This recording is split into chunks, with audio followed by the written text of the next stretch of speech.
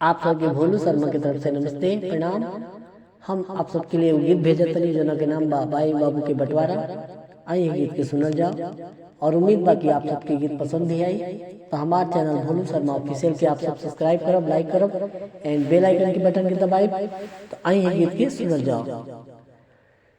के करा में बाबू रही है, के करा में माई रे, के करा में बाबू रही है, के करा में माई रे, के करा के लेके खुश रहबे ते भाई रे, के करा में बाबू रही है, के करा में माई रे, के करा में माई रे।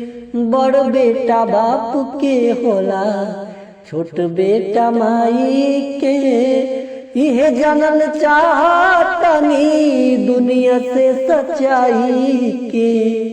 बड़ बेटा बाप के होला, छोट बेटा माई के, यह जानल चाहतनी दुनिया से सच्चाई के।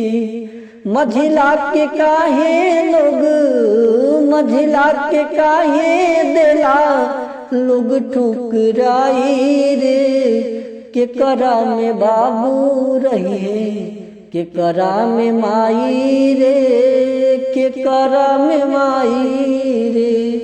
पैसा के आगे न कौनो टिक पावे रिश्ता, ऐसन कटिया काम करके बनेला फरिश्ता। पैसा के आगे न कौनो चल पावे रिश्ता, ऐसन घटिया काम करके बनेला फरिश्ता। वारिस के काहे लोग, वारिस के काहे देला लवारिस बनाई रे, के करा में बाबू रहिए, के करा में माई रे, के करा में माई रे।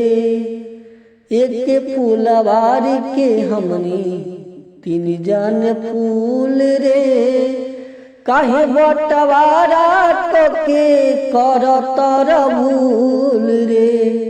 एक फूलवारी के हमनी तीन जान फूल रे, काहे बटवारा टके करतर भूल रे।